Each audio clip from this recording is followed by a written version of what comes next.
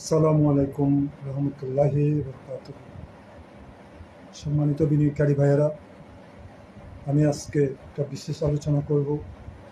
যেহেতু 3 দিন লম্বা ছুটিতে পড়েছে শেয়ার মার্কেট, আগামী সোমবার বাজার ওপেন হবে। আমি গতকালকে কয়েকটা পত্রিকা, কয়েকটি নিউজ দেখছি। বিশেষ করে ওই নিউজগুলোর আলোকে আজকে কিছু আলোচনা করব। প্রথম কথা হচ্ছে, বিএসইসি একজন কমিশনার, উনি বলছেন বাজার খেলার জন্য প্রস্তুত। তাহলে খেলোয়াড় কারা? আমার প্রশ্ন। উনি এই খেলার জন্য প্রস্তুত কথাটা বলে কি মিন করতে চেয়েছেন আই ডোন্ট নো, আমি জানি না। তো বাজারের যে প্রেক্ষাপট, গত অর্থবছর তো খারাপ গেল, যদিও বা অর্থবছরের শেষের দিকে 3-4 দিন গেইন করেছে বাজার। 77 পয়েন্ট মাইনাসের পরে সর্বশেষ 77 পয়েন্ট মাইনাসগুলো কাভার করে 65 পয়েন্ট প্লাস হয়েছিল বাজার লাস্ট বুধবার না মঙ্গলবার। বুধবার 7 পয়েন্ট প্লাস হয়েছে, বৃহস্পতিবার মাইনাস দিয়ে শেষ করেছে বাজার। সরি, আমার এখানে একটা ভুল হয়েছে ইনফরমেশন। গত বৃহস্পতিবার 27 পয়েন্ট প্লাস দিয়ে শেষ হয়েছে, তার আগের দিন বুধবার 26 পয়েন্ট প্লাস হয়েছে। তার আগে 30 জুন ক্লোজিংয়ের দিন 1 মাইনাস হয়েছিল। কিন্তু আমার কথা হলো, গত বৃহস্পতিবার লেনদেনে 181টা শেয়ার লুজার হয়ে গেছে, 154টা শেয়ার গেইন ছিল। তার আগের দিন 26 পয়েন্ট প্লাস ছিল, কিন্তু ভালো গেইন করেছিল, 279টা শেয়ার গেইন করেছিল। পরের দিন 29 পয়েন্ট প্লাস হলেও, 28 পয়েন্ট প্লাস হলেও কিন্তু গেইনের সংখ্যা কমে গেছে, 154টা হয়ে গেছে। কিছু ব্যাংক যদি 10-20 পয়সা 30 পয়সা না বাড়ত, তাহলে হয়তো বাজার মাইনাসের দ্বারায় চলে যেত। লেনদেন কিছুটা বেড়েছিল, 506 কোটি টাকা বৃহস্পতিবার। এখন আমার কথা হলো, লেনদেনের খরা যদি না কাটে, বাজার খেলার জন্য প্রস্তুত, বুঝলাম, খেলবে টাকা।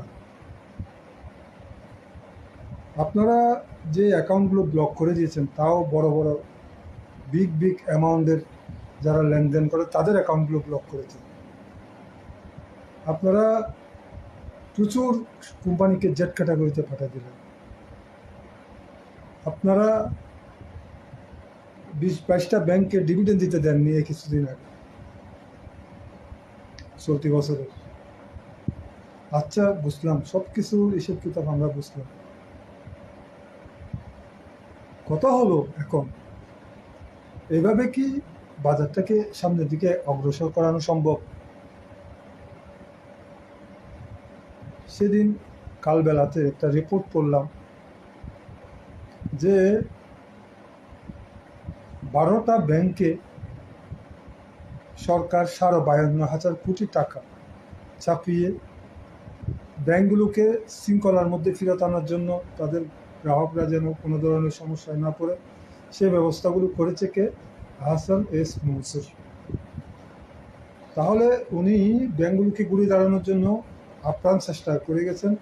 অনেকটা উনি টাকা চাপিয়ে হলেও ব্যাংকগুলোকে একটা নির্দিষ্ট ইয়াতে নিয়ে আসছেন, ফর্মুলাতে নিয়ে আসছেন। এখন ব্যাংকগুলো তারা আস্তে আস্তে গ্রাহকের টাকা ফেরত দিতে পারতেছে এবং ব্যাংক তাদের কার্যক্রম স্মুথলি করতে পারতেছে। অবশ্যই এটা টাকা চাপানো কারণেই সম্ভব হয়েছে। এই পুঁজির বাজার নিয়ে বিএসইসি কি করলো? কোনো পদক্ষেপ আছে? পুঁজির বাজারকে বিএসইসি এত হালকাভাবে নিচ্ছে কেন? সরকার অবাক হালকাভাবে নিচ্ছে কেন, আমাদের মাথায় আসতেছে। যে 3,000 কোটি টাকা বাংলাদেশ ব্যাংক লোন হিসেবে দিয়েছিল 4% ইন্টারেস্টে, সেটা দিয়ে আবার লোন শোধ করাই ফেলছে 2,000 কোটি টাকা। তাহলে এটা তো দেওয়া না দেওয়া এক সমান হয়েছে। আমি বুঝলাম না যে ব্যাংক বলেন, বড় বড় কোম্পানি বলেন, সবগুলো কিন্তু টিকে আছে পুঁজির বাজারের কারণে। কারণ এরা পুঁজির বাজার থেকে হাজার হাজার কোটি টাকা উত্তোলন করেছে। এরা পুঁজির বাজার থেকে টাকা না দিয়ে শেয়ার হোল্ডারদের থেকে টাকা নিয়ে গিয়ে তাদেরকে ডিভিডেন্ড দিতে দেয় না। বাংলাদেশ ব্যাংকের গভর্নর আটকা দিয়েছে অর্থ উপদেষ্টা। পুঁজির বাজারকে আপনারা এভাবে কেন হালকাভাবে দিলেন? আমার প্রশ্ন হচ্ছে, আপনারা পুঁজির বাজারের জন্য বাজেটে কিছু করছেন? কি করেছেন? আমি তো দেখতেছি। আমরা গত 2 দিন ধরে যে লেনদেন 26 আর 28 পয়েন্ট বাড়ছে, সেখানে আমরা খুব ভালো করে ফলো করছি, লেনদেনের গতিটা বাড়তেছে না। 506 কোটি টাকা পার হয়েছে। আবার যদি সোমবারে যদি আবার 506 কোটি টাকা নিচে চলে আসে লেনদেন, তাহলে কিন্তু আবার মানুষের মধ্যে একটা আতঙ্ক সৃষ্টি হয়ে যাবে, মানুষ আবার এক ভয়ের মধ্যে পড়ে যাবে। এখন আমরা তো আসলে পজিটিভভাবে বলতে চাচ্ছি ওই কথাটা, আপনারা পুঁজির বাজারের জন্য একটা ফান্ড করে দিন। ব্যাংকগুলো বাঁচানোর জন্য যদি ফান্ড ক্রিয়েট করে এদেরকে দিয়ে বাঁচাতে পারে, আপনারা পুঁজির বাজারকে কেন ফান্ড দিয়ে বাঁচানোর চেষ্টা করতেছেন? এটাই হচ্ছে আমাদের প্রশ্ন। আইসিবিকে আপনারা ফান্ড দিলে, আবু আহমেদ থাকলে আইসিবিকে ফান্ড দিয়ে কোনো লাভ হবে না। আমরা বারবার বলতেছি কথাটা। আইসিবিকে ফান্ডের কিছু যারা ক্ষতিগ্রস্ত হয়ে গেছে, বিনিয়োগকারীরা, সাধারণ বিনিয়োগকারীরা, যাদের বড় ধরনের একটা দরপতন হয়ে গেছে, শেয়ারে 90% পুঁজি যাদের নাই হয়ে গেছে, আপনারা তাদেরকে একটা ফান্ড ক্রিয়েট করে তাদের বিনিয়োগ অনুপাতে দেন না, তাহলে বাজার এখান থেকে খুব স্মুথলি ঘুরে দাঁড়াবে। এখনও বাজারের মধ্যে আতঙ্ক কাটতেছে না। এই পুঁজির বাজারে কোনো ধরনের সফল উদ্যোগ এখনো পর্যন্ত চোখে দেখা যাচ্ছে না। এমনি বুড়ি উড়াচ্ছে সবাই।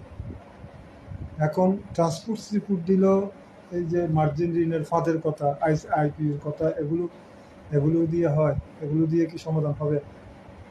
পুঁজির বাজারকে ঠিক করতে হলে মিউচুয়াল ফান্ডগুলোকে শৃঙ্খলার মধ্যে ফেরত আনতে হবে। আপনারা জেড ক্যাটাগরিতে যে পাঠিয়ে দিয়েছেন, জেড ক্যাটাগরি বলতে কোনো ক্যাটাগরি রাখা যাবে না। আপনি ভালো শেয়ার, খারাপ শেয়ারে এসে এগুলো আইডেন্টিফাই করে দেওয়ার আপনারা কেউ না। এগুলো করে করে আজকে বাজারটাকে 12টা বাজিয়েছে। আশা করব আপনারা ভবিষ্যতে এগুলো করবেন না। আমরা আশা করতেছি ভবিষ্যতে বাজার স্মুথলি আগানোর জন্য, ডিমান্ড ক্রিয়েট করার জন্য আপনারা বাজার বান্ধব পদক্ষেপ নেবেন। বিশেষ করে বড় বড় কোম্পানিগুলোকে, বহুজাত কোম্পানিগুলো বাজারে আনার ব্যবস্থা করবেন। যে সমস্ত বিনিয়োগকারীরা ফোর্সের শিকার হয়েছে তাদেরকে প্রণোদনা দিয়ে আনার চেষ্টা করবেন। যারা ক্ষুদ্র বিনিয়োগকারী, যারা লেনদেন করতে পারতেছেন, তাদেরকে ফান্ড ক্রিয়েট করে ওখান থেকে লোন দিয়ে, স্বল্প সুদ নিয়ে লোন দিয়ে তাদেরকে শেয়ারগুলো অ্যাভারেজ করে সুযোগ করে দেবেন। এগুলো না করলে এই 400-500 কোটি টাকা যারা লেনদেন করে, 200, 300, 400 কোটি টাকা, 500 কোটি টাকা, এরা করবে। বাস্তবে কিন্তু ক্ষুদ্র বিনিয়োগকারীরা, সাধারণ বিনিয়োগকারীরা, অন্যান্য যারা বড় বড় বিনিয়োগকারী, তারা কিন্তু কোনো সুযোগ সুবিধা ভোগ করতে পারবে না, এবং শেয়ার মার্কেটটা রানিংয়ে যেতে পারবে না। যত যাই বলুক, ধারাবাহিকতাটা তো রাখতে হবেই হবে। কমপক্ষে 40, 50, 60 পয়েন্ট করে প্রতিদিন বাড়তে হবে। লেনদেন গড়ে 506 কোটি টাকা, 500 আরও বাড়ে 550, 600, 700, এভাবে বাড়তে হবে। পেছনের দিকে আসার কোনো সুযোগ নেই। যদি পেছনের দিকে আসেই, মানুষের মধ্যে আবার আতঙ্ক ঢুকে যাবে, অনাস্থা ঢুকে যাবে। আস্থার সংকট যেটা একটু কাটার চেষ্টা করতেছে, সেটা আবার কাঁধের উপর ভর করবে। এটা মাথায় রাখতে হবে। মিনিমাম 40 থেকে 45 দিন টানা বাড়তে হবে বাজার, কোনো কথা নেই। এখন কোনো কারণে যদি সোমবার বাজার যদি পিছনের দিকে আসে, তাহলে কিন্তু আবার যে লাউ সেই কদুর মধ্যে পড়ে যাবে। আবার বিনিয়োগকারীরা ভয়ে বিনিয়োগ তুলে নেওয়ার চেষ্টা করবে। আমরা চাই না। শেয়ার মার্কেট অর্থনীতির অন্যতম একটা চালিকা শক্তি। ব্যাংকে যদি 52,000 কোটি টাকা দিয়ে বাঁচাতে পারেন, 30-40 হাজার কোটি টাকা পুঁজির বাজারে দিয়ে বাঁচাতে পারেন না, এটা তো ব্যাংক থেকেও গুরুত্বপূর্ণ এই পুঁজির বাজার। সারা বিশ্বের মধ্যে পুঁজির বাজার ভালো, অর্থনীতি ভালো। আমাদের দেবপ্রিয় ভট্টাচার্য বলতেছে বাংলাদেশের পুঁজির বাজার এখন আইসিইউতে চলে গেছে। এখন উনি আর একদিন বক্তব্যে বলতেছে যদি পুঁজির বাজার এগিয়ে না যায় দেশের অর্থনীতি পিছিয়ে পড়বে। আমাদের দেশের অর্থনীতিবিদ, আমাদের দেশের যারা অর্থনীতি নিয়ে ভাবেন, তাদের এই পুঁজির বাজার নিয়ে চিন্তা করার সময় এসেছে। এই পুঁজির বাজারটাকে দাঁড় করানোর সময় এসেছে। বারবার আমরা কথা বলতেছি, পুঁজির বাজারকে কোনোভাবেই পিছনে যেতে পারি না, দিতে পারি না। আমরা সেজন্য সবসময় লাইভে এসে প্রতিবাদ করে যাই। রাশেদ মাকসুদ, আবু আহমেদ বর্তমান সময়ে পুঁজির বাজার জন্য সবচেয়ে বড় অন্তরায়। আপনারা ওনাদেরকে সরান, দয়া করে ওনাদেরকে সরান। আপনারা ওখানে ভালো কিছু মানুষ আনেন। বাজার কিন্তু এই ধারাবাহিকতাটা ধরে রাখার জন্য আমি এই কথাগুলো বলতেছি। বাজারের লেনদেনটা বাড়াতে হবে, বাজারে ফান্ড ক্রিয়েট করতে হবে, বাজারে বিনিয়োগকারীদেরকে বাজারমুখী করতে হবে, বাজারে ভালো ভালো কোম্পানিগুলোকে নিয়ে আসতে হবে, বাজারে যে ধরনের প্রতিবন্ধকতাগুলো বাজারের জন্য ক্ষতিকারক সেগুলো বর্জন করতে হবে। কোনোভাবেই যেন বাজারে খারাপ মেসেজ না আসে সেদিকে নজর দিতে হবে, লক্ষ্য রাখতে হবে।